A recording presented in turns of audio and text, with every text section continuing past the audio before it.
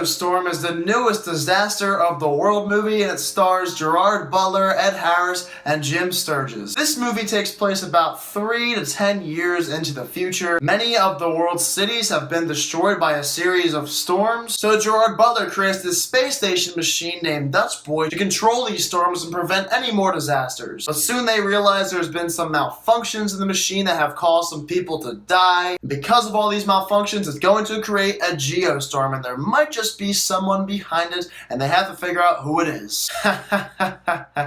What a stupid plot. Coming into this movie, I knew it was going to be pretty bad.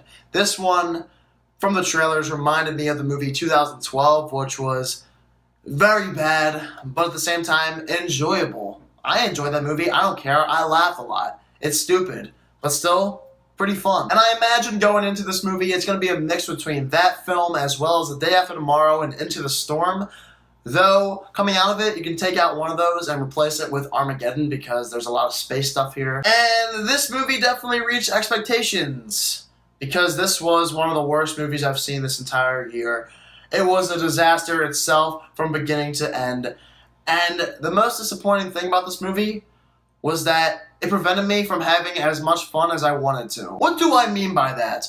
Well, 90% of this movie is talking, and 10% is storm. What? There's probably 10 minutes of screen time for all of the storms in this movie. The rest of this movie is dialogue, and these characters trying to find out who's been messing with the machine. Are you kidding me?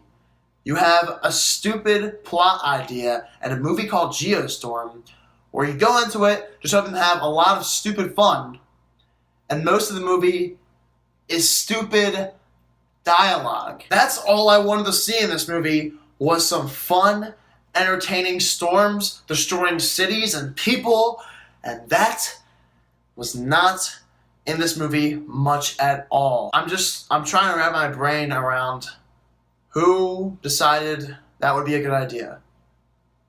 Honestly, who thought that making most of this movie dialogue between characters we don't even care about and a story we do not give a damn about and make us try to care? Who was running this project? My God, you just completely missed the point with this one.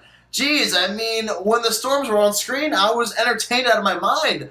But the moment we went away from those scenes, I was bored. I wanted to get up and leave. The rest of this movie is boring as heck. There isn't anything exciting. I don't care about any of the characters. The plot itself is so stupid. I think one of the biggest problems with this movie was that they tried to make it overly serious, when in reality, this movie should have been a joke and hilarious. Do not take this kind of plot seriously at all, but for some reason, the producers decided to make this movie serious. The acting was atrocious for the most part. Gerard Butler, I thought he did fine. His daughter was probably the best part of this entire movie. Gerard Butler, though, I would like to see him in something good for once. The projects he's been picking up lately have been awful. I don't know what he's been doing, but his talent is much better than the pieces of garbage that he's been in recently. There's a plethora of cringy scenes, especially revolving around Jim Sturgis.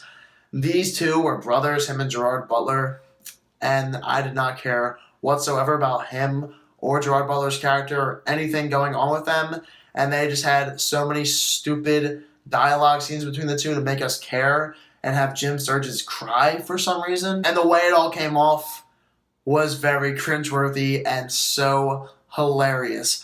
Horrible acting in this movie. Terrible. A couple of decent performances here and there, like Gerard Butler and his daughter. I don't know her name. But other than that, this movie had really bad acting. And Ed Harris, a good talent like him, who was just in that movie Mother, he had a really good performance there. But in this movie, my God, didn't do anything for me. Very predictable this movie was too. I was able to predict everything that happened in this movie from the beginning to the end. Something would happen, I said to myself, I guarantee this is going to happen here, and this person's going to be that person, Yup, what do you know? The CGI here was garbage, but how do you not do better than that? They had a very big budget for this movie, clearly, and they can't do better than the CGI they implemented into this film? Wow. The CGI here was some of the worst I've ever seen. In the end, guys, this movie was a train wreck from beginning to end. I was hoping to go in here and laugh the whole time, but unfortunately, the dialogue canceled most of that out. Thankfully, the bad acting saved some of that from me, and some of the terrible CGI and storm moments in this movie, I was able to have fun with those moments. That's probably the only saving grace in this entire film, but other than that, this movie is overly predictable, really bad acting, and decided to go on a route that I'm still confused by.